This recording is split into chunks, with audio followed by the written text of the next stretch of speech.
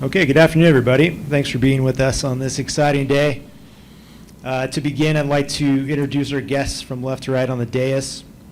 Arizona Diamondbacks Managing Partner Ken Kendrick, Arizona Diamondbacks Executive Vice President and General Manager Mike Hazen, newly minted D-backs right-handed pitcher Corbin Burns, and Corbin Burns attorney Scott Boras. We'd also like to recognize with us in the front row here D-backs President, CEO, and General Partner Derek Hall, Team Manager Tori Lavello, Special Assistant to the President and CEO Luis Gonzalez, and Executive Vice President, Business Operations, and Chief Revenue Officer Colin Maxey. As well as Corbin's family who are with us here in the front, his wife Brooke, children Carter, Charlotte, and Harper, his parents Rick and Candy, as well as his father-in-law Tim with his girlfriend Wendy. Thank you for being with us today. And now we'd like to open up with the opening statements. We'll start with D-backs General Managing Partner Ken Kendrick. Oh, surprise. We thought it was going to be Mike. Sorry. That's perfectly all right. I know what I want to say. It's going to be brief. As many of you who have followed the Diamondbacks over the years know that on rare occasions, I have something I say to all Diamondback fans. And today is one of those rare days when I get to say, it's a great day to be a D-back. That's all I have to say. Yeah, to follow up on Ken's statement, we are, it's not every day that you have the opportunity to sign a player of Corbin's caliber to add to a team that we feel over the last couple of years has grown into one of the better teams in the National League. So as we've stated from the outset, we are looking to push forward to put the best team possible from next year and beyond. And there's no better way to do that than to add a number one starting pitcher to the top of your rotation. We know that's what wins in the postseason. We know that's what gets you to the postseason, and we're looking to build on the recent success that we've had as a team, adding to our young core of players on the position side as well as in the rotation. So we're very fortunate that Ken and Derek gave us the opportunity to go out and sign somebody like Corbin. And we don't take that responsibility lightly, and now it's on us to build the rest of the team to add, to put us in a position to make a run in the postseason. With that, I'll intro in Corbin Burns attorney Scott Boras. I think this is a classic example of a player, Corbin and Brooke, really putting their family first. You always have the good fortune, you hope, to be competitive and also take care of the needs of your family and to do it at home. And I'm very grateful to Ken, who took a phone call and then took 10 other phone calls and really did something, I think, that had a lot to do with not only his baseball team but his community, and understood what Corbin and Brooke's goals were.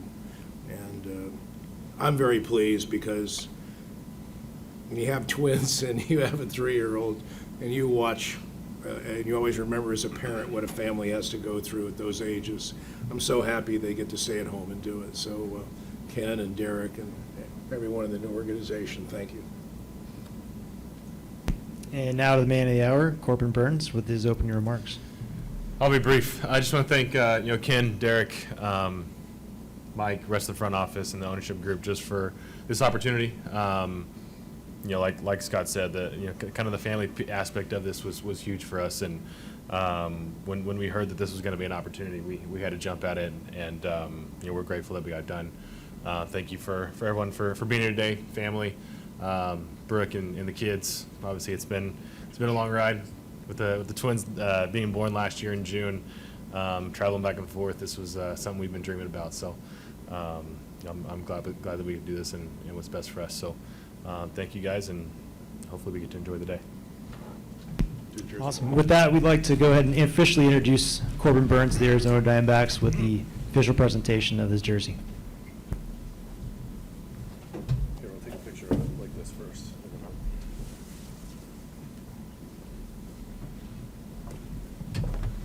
Here.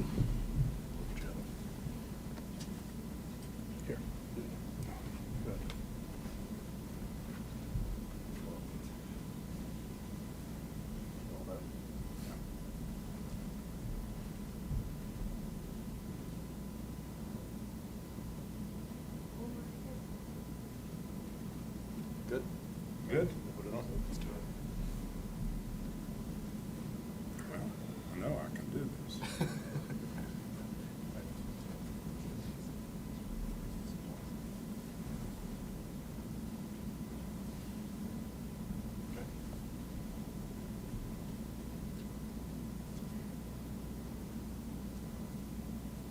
Kelsey.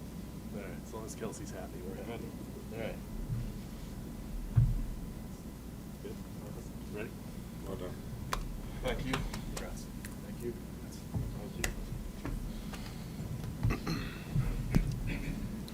At this time, we'll go ahead and open up to questions for the media. If you have a question, please raise your hand. We have microphones on either side of the room. Hey, Corbin, David Brandt from the Associated Press. So when you're going through the free agent process, you know, I'm sure you know the teams that usually have deep pockets and stuff like that. So when it came back to you that the Arizona Diamondbacks are interested, was that a surprise to you? And just, you know, what about, you know, obviously the family situation, but what about this made it the right decision for you? Yeah, I mean, maybe being the first time going through free agency, I had to rely on Scott a lot with the info that we were getting and teams that were interested. But when we heard that this could be an opportunity, I think we got really excited. That's something that we've always dream about. Like, what happens if the Diamondbacks call? Like, we'd be like, well, we're gonna have to take it. So we were fortunate that they were interested, and from talking to Scott, it sounds like it came together pretty quickly. So for us, that showed just how much they wanted us to be here, and how much we wanted to be a part of the D-backs. So it was just kind of a match made in heaven.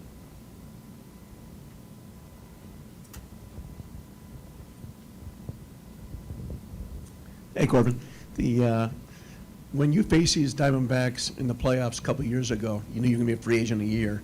Did that thought ever cross your mind, like, hey, that'd be a pretty cool place to play in that team? You saw how good it was becoming? Yeah, I think the first time I realized that the D-backs were going to be a really good team for a long time was in 2023. I think I came here maybe early on in the season, threw the ball well. Then they came to, it was still when I was still in Milwaukee in August, and they knocked me around pretty well. And I was like, well, that's a different baseball team than I played early on. And then in the postseason, same thing, knocked me around. Eventually, obviously, went on to play in the World Series. But I remember telling people, like, they're playing a different style of baseball. And I think we're starting to see that more and more around the league. But to me, the Diamondbacks were the first team to do that. They've drafted, they've developed well. To play that style of game, so I'm happy to be a part of it and to join a rotation that was already really good, and I think we've got the pieces to be a really good postseason team. Man, welcome to town. Appreciate it. Can't wait to watch you pitch. I'm Greg Moore, Arizona Republic sports columnist, and forgive me if I'm missing something. You said that if Arizona calls, you got to take that call. Why? I mean, for us, the family aspect of it, living here. Scott touched on a little bit, being able to be at home year-round. Just kind of where we're at in our life with twins being born in June, son's getting ready to turn 3, just kind of this stage of life we're in. To be able to spend the most time with them that I can was crucial. Getting to wake up and take my son to school here in a couple years is a lot better than having to FaceTime him in the morning saying, have a good day at school. So for me, that was a big piece of it, but just the Diamondbacks wanting to be a part of this team, I think, was the most important thing. And like I said, we had talked about this, that if it came up, it was a dream scenario, and it just so happened to come up. Hey, Corbin, welcome to the Valley, or I guess you've already been here, but welcome to the team, to the Arizona Diamondbacks. Jordan Spurgeon, Sports 360 AZ. So being a part of this team now, or once you started realizing it was going to be a reality, what was going through your mind, not just with the family aspect, being able to stay there and help your kids get to school, but baseball-wise for you, like what excites you about being a Diamondback? Yeah, like I said, I mean, when I realized in 23 that this team was something special, this is a team that's built to win baseball games and to win in the postseason. They showed that in 23. Obviously, had another great year last year. Got beat out with the tiebreaker deal for the postseason. But this is a really good baseball team, young baseball team. So it's got many years of winning ahead of them. So that was part of the reason of looking at the Diamondbacks and some other teams was I've said it before. I want to come in. I want to win. I want to win the entire time I'm here. And this is a team that's built to that. And like Ken said, this is we're starting this thing. And Mike mentioned that we're going to continue to build and we're going to win a lot of baseball games. So that's the plan. And that was part of the reason why I came here, as well as the family aspect of it. Was this is a good baseball team. Torrey's very excited about this team. I have had conversations with him of just the excitement around this team and around the last couple of years. And this is a team that's going to win a lot of baseball games for years to come. Doug Franz Unplugged Podcast. Two questions, one for Mike and one for you, Corbin. Mike, what is the 2025 starting rotation? And Corbin, will you tell us the story about moving here? Was it soon after you got drafted? Was it a couple years once you were established as a Brewer? And I guess you wanted to live close to Maryvale, but what was your decision in moving to town? I'll let Corbin answer his question. My answer to you is we still have a long way to go in the offseason. We have a number of starting pitchers on our team. Corbin's going to be in the rotation, and that's really all that matters right now. We'll deal with the rest of it as we get there. Yeah, Brooke and I moved out here in 2018, right before the new year 19. So we've been out here for, going on 6-7 years now. So for us, this was just, it made the most sense. Obviously, being with Milwaukee at the time, spring training was out here. We didn't want to have to continue to keep moving around multiple times a year, so we settled on coming out here, and we've loved it ever since. We've lived all over Phoenix in the time we've been out here. So west side of town, the east side of town, it doesn't really matter for us. We love being out here. We love all parts of the city, so we're glad to continue to be a part of this community and to continue to give back. I know that's something that I had a phone call with Ken, and we talked a lot about was the community aspect of it and giving back and the charity involvement. So we are excited to to explore that more and continue to get involved in the community. Hey, Corbin, welcome to the Valley. Welcome to the Diamondbacks, I should say. I'm Robbie Baker with Fox 10. Just for you, what stood out to you the most when you looked at this starting rotation and what you could add to it? And Mike, for you, you touched on it in your opening remarks, but adding a bona fide ace like Corbin, what does that do in terms of roster construction for you? Yeah, I think looking at the group that's here, you got a group of guys that have established themselves in the big leagues. Obviously, you got Zach, you got Merrill, Eduardo, and then some of the young guys that are coming up. It's a promising young group. I'll let Mike speak on the depth of pitching, but I think everyone knows that you got to have more than just 5 starters to get through a season. So being a part of this group, being able to help some of the young guys to continue to evolve as pitchers and to develop as really good major league starters is what I'm glad to help out as well. So just a good group to be a part of. Like I said, good mix, and happy to be a part of it. Craig Fouye, ABC 15. For Ken and Mike, what does it say to the fans, Ken, that you guys have stepped up to the plate and spent the money and got one of the best pitchers in free agency? What does it say to fans for both of you? Well, I hope it sends a message that we're in it to win it. And when you bring a talent like Corbin to the table, I think it underscores that desire on the part of our leadership. We're in a very competitive division, I think all would agree. But I think our fans need to understand that we're very committed to being successful. We've had some recent success. I think we have the potential to be a championship team. And I think every fan in every city, and this one in particular, covets that possibility, wishes for that, hopes for that. And I think our job is to try to do everything we can to put the best team on the field that is possible that we can afford. And we are stretching the budget. We have done that. It won't be the last time that we ever do it. But my view of investing money is you invest it when there is an opportunity to get a return. And we're making a significant investment in a great young player. And I'm hoping for our fans and for me personally, I'm kind of aging out on this. I'd kind of like to have some additional success before I go off into the sunset. So we'll see how it works out. Yeah, I feel like our job is to put the team in a position where Ken and Derek feel that investment is warranted. Hopefully, and in this case, and in future cases, aggressive investment, because they believe in the team that's on the field and the infrastructure underneath that, Torrey and the coaching staff, as well as what's in our minor league system coming up, which we all know, Corbin touched on, like you're not getting through a season forget about 26 players anymore. And that can really hurt you over the course of the season if you don't have the ability to supplement when guys go down or whatever may happen. So I feel like it's our responsibility to put the team in a position to do that, and Ken has always done this. Every single time we've been in this position, every time we've been at the deadline, he has aggressively told me to buy, and every time we've been in a position like this to acquire somebody of Corbin's talent, has wanted to get involved as well. Ken, sorry, back here in the corner. Over here. I'm wondering, can you take us through just how this all came together from your perspective, and how also did it compare to the Greinke signing 9 years ago, just in terms of how the deal kind of coagulated? That was that for me? Yeah. I didn't understand. Pardon me, as age is catching up with me, my hearing isn't the best. So Sure. do you mind I'll go again, sorry. I'll get speaking up a closer. little bit? Could you take us through how this deal came together from your perspective and your involvement, and how did it compare to putting the Greinke deal together 9 years ago? Well, they were both, I guess, in the view of media. I think the phrase that was used recently was a stealth transaction, where we weren't anticipated to be in the sweepstakes for a top player, and at the end of the day, we were. They were different circumstances, to be fair. We were delighted to have Zach be a Diamondback, and I think it was a good deal for both sides. The circumstances here, and I think credit should go to both Corbin and to Scott. We have a young man here who values family. It's clear that he wanted to be a D-back.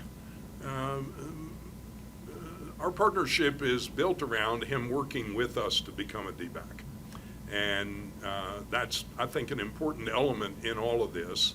And we're appreciative of them working with us. Of course, he's a top talent. There were a lot of options for him in other places. And there may very well have been better economics. But he chose to be, and we're delighted that he did, chose to be a D-back, and we're delighted that he did. And he will do very well financially by this contract, and hopefully we'll do very, very well on the field with him as a part of the starting rotation.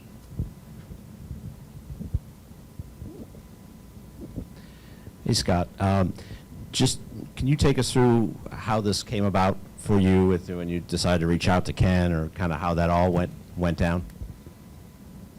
You know, we have a lot of data, and we see this team in many forms, and Torrey has brought a real tide of young players to the major leagues successfully, and you've got some extraordinary talents here. You know, Cattell, as we all know, is, I think all of us in baseball think even more of him than the national audience knows, because he's a brilliant talent.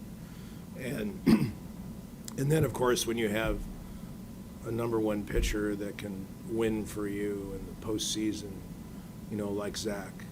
And I must say, Ken, when I called Zach to tell him that he was joining Corbin, I probably have never heard him more excited. And that, to me, tells you about what that locker room's going to be like and what influence that's going to have.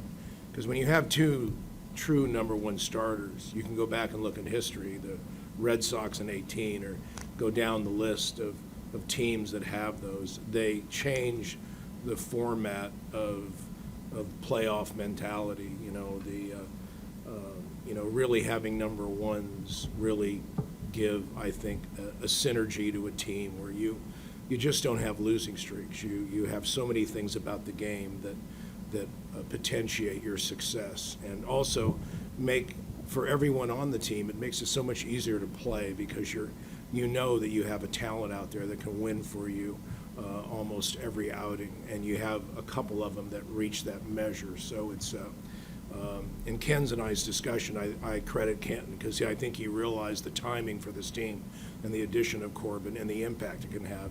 And I must say, after Corbin agreed, I've heard it from so many other teams that Arizona is now a subject of concern, a real subject of concern, and what teams are worried about that hope to have playoff aspirations.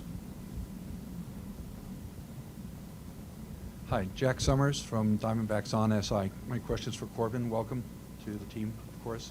I would like to know, you've been in some pretty good rotations in the past already, and you already mentioned speaking with about some of the other veteran starters. How much are you looking forward to being able to, trade notes, ideas, and push each other with this particular veteran group? Yeah, I think you mentioned right there is pushing each other.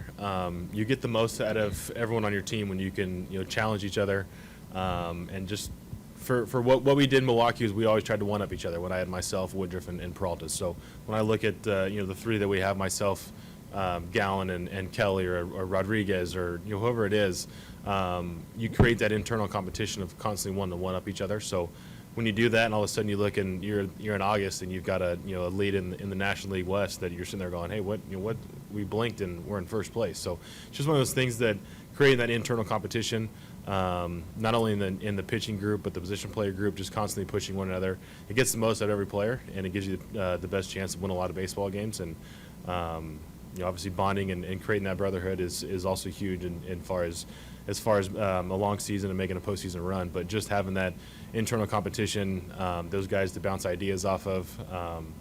Personally, I'm still learning in this game. I still have a lot to learn as a pitcher, and I'm excited to get into this group of guys that are some young guys, but also some veteran guys that I can pull some tips from and continue to improve my game as well. Hi, Corbin. Doug Haller with The Athletic right here. You had such a great year in 2021, and sometimes that can become a player's standard. You've navigated that pretty well. How have you done that, and just what does success look like for you at this point in your career?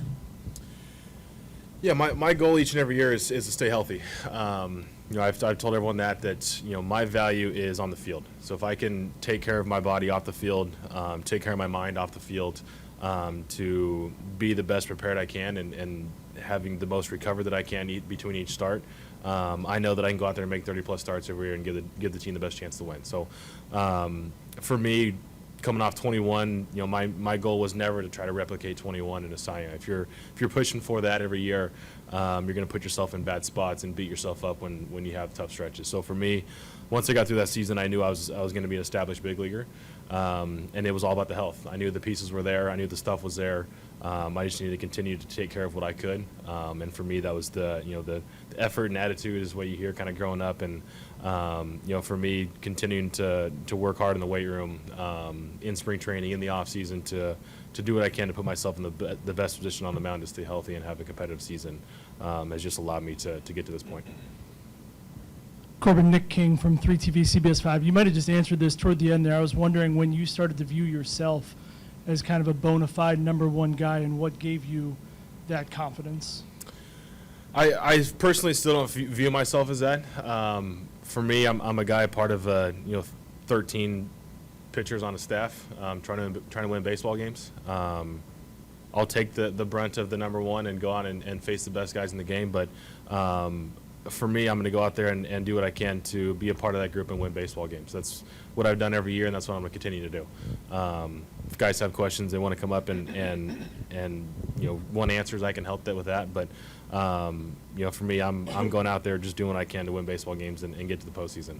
I've been fortunate in my 7 years in the big leagues to be in the postseason 6 of them. So for me, postseason baseball is kind of what I know and want to be a part of every year. Ken, when did doing a deal of this magnitude really seem like something? What? I'm sorry, Dave. Doing a deal of this magnitude, did you go into the offseason thinking this was a possibility, or like when did you really start to consider this kind of? Well, to be totally fair to the subject matter, we weren't anticipating this happening. We learned there was some interest from Corbin and his representatives, and that inspired us. And we began to talk and realized there was probably a model that we could make work, and we moved pretty aggressively through several days of discussion to get to the goal line. But when the off season started, it was not a part of the business model. They helped it be a part of the business model by reaching out. And then when you think back to the time when you had Greinke, and how much of a percentage of your payroll he was taking up, and it seemed like it was a bit hard to plug other holes on your roster. Is this different this time with as much as you're spending, and do you feel like you can stay in this range over the next 6 years? Well, the economics on the growth side are roughly the same, because you can look back at, the agreements are both public documents, but our circumstances are some different. The good fortune for us is the team in the last couple of years has performed well. Our fans have come out, supported us, our revenues have increased, and we're anticipating them continuing to increase. So we're the percentage of our total that one player is, it's a lower percentage of the total, and we're in a better position to invest today than we were. And as we've tried to say, when we have the money, we will invest. And that's what we're doing. Hey Corbin, Alex Weiner with Arizona Sports. Nice to meet you. I want to ask you about making adjustments and adapting. Last year, what did you think worked for you when you joined a new organization and you were able to get off to a good start? Yeah, sorry. Say that again. Oh, sorry. I just want to ask you about adapting. Last year, joining a new organization, what do you feel like worked for you as far as kind of getting yourself into it as quickly as you could? Yeah, I mean, I think that it was a testament to kind of the group that I was a part of last year. They from day one accepted me and just kind of took me in as who I was and wanted to learn from me as much as they could, and I wanted to learn from them as much as I could. So, when going into this clubhouse, I've already I've met a lot of the guys, know a lot of the guys, so it should be a pretty easy transition. But when you all have the common goal in there of winning baseball games and winning World Series, it makes it pretty easy to be a part of a group. So. This group, having been in the World Series a couple years ago, obviously they got a taste of it, and so I think that the main goal coming into spring training is always going to be to win a World Series, and when you've been that close to it, you want whatever you can to get back there. Do a couple more questions, Craig. Yeah, Corbin, Craig Fooey, ABC 15. We know how it ended up, but what was free agency like for you this year, being your first one, emotionally, mentally, with the family living here? What was that like? Pretty stressful. Yeah, I mean, obviously having good representation, taking me through it, and kind of knowing what it was going to be like. Obviously, Scott's done this a lot and was able to kind of walk us through it early on, just kind of what this process was going to be like, and it helped a little bit, but it's still pretty stressful. So we were happy when it came together and we got it done with. Corbin, Cameron Cox, 12 News. You kind of already answered this, but what is your relationship like with some of the guys in the clubhouse? How well do you know them? What's it like to hear Zach's reaction to you signing here? And then what's it like to play with a player like Corbin Carroll? Yeah, so I don't know if I've actually played with anyone in my time in the big leagues, but obviously being in the NL, playing the Diamondbacks twice a year, you get to know a lot of the guys pretty well. Zach reached out right away, when the deal was done, and I probably know Zach the most of anyone on the team. So it'll be fun to share a rotation with him and just a lot of other guys on the team. But to your point about Carroll, exciting young player. He's had a little bit of a down year last year, but I think he's one of the most exciting players in the game when he's on the field and performing the way he can. So. Him, along with obviously Marte, a lot of young guys that have been up the last couple of years. Like I said, it's a solid group. It's a really good group with some more young guys on the way, and pair that with a couple of good veterans out there to help lead these guys. And obviously, it was a World Series caliber team a couple of years ago, and probably should have been in the postseason last year without the tiebreaker. But that's the goal: get back to the postseason every year. Thanks for the time again, guys. One of the things that strikes me as impressive about this deal is the timing of the deal. It seems to me that, in past years, superstar players kind of get pushed back. Can you guys talk to me about the importance of him getting in now before spring training, before pitchers and catchers? I'll let you touch that one, Scott. I think when you look at anything that happens in free agency, obviously if it can form into the normal culture of what we traditionally do, by getting everyone in if you can. I know we do. We have a sports fitness institute. We have players that train as they should train, and sometimes if there are late signings, they're physically capable of doing. But one of the other parts of it is the mental part about being with your teammates, being acclimated, being around the society, if you will, of a club as you begin the team. But our system obviously has perfections about it and imperfections. And one of the things that we know is that sometimes as you develop and format a team, you will respond to things that happen during the course of a free agency, and you would do something in February you may not have done in November, and vice versa. So I'm not sure there's a perfect aspect to it, but I do know that when you're a major player, and particularly when you have a young family, I mean, Corbin had to pitch and then fly all night and called me at 2:30 in the morning saying the jet I had dysfunction and Brooke was delivering at 7 o'clock in the morning, and he is in Colorado Springs.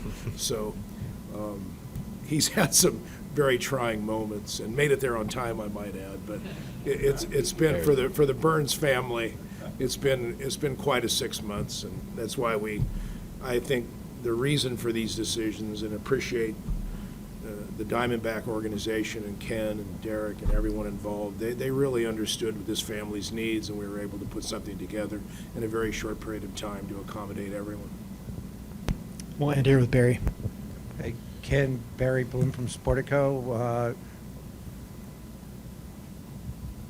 How are you? Scott, I have a follow-up after this. Ken, you talked about a financial, I might be misquoting you, but a financial box that you were able to put in this.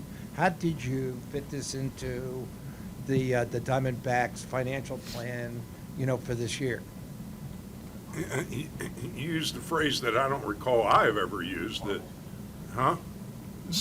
you say box? Well, I said I might be misquoting you, but you said you had a model that you could fit it into.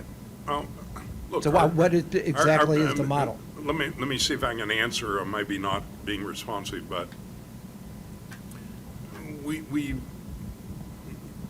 always reinvested every dollar that comes in. Our owner group is not focused on putting money in our pockets, and we never have, and as long as I'm around, we never will.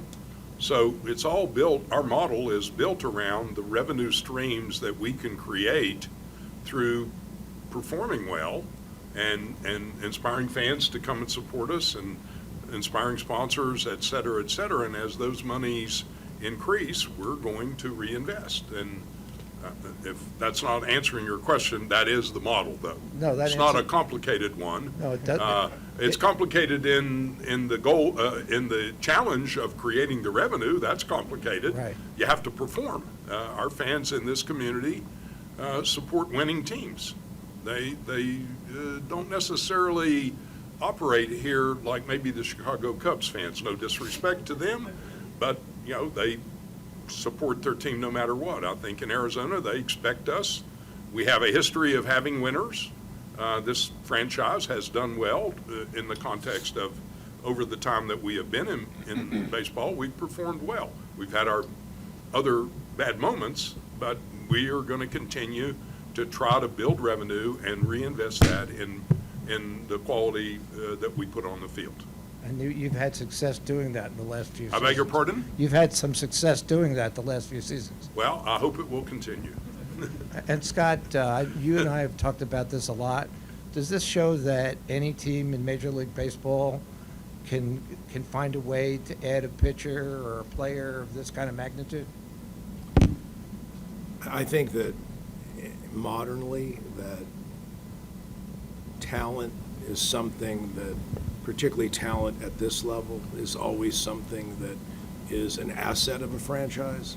And you always want to do great things. You also want to do things in your business judgment that you think would positively improve the franchise value and the performance of the team. So maybe a very biased answer to your question is, of course.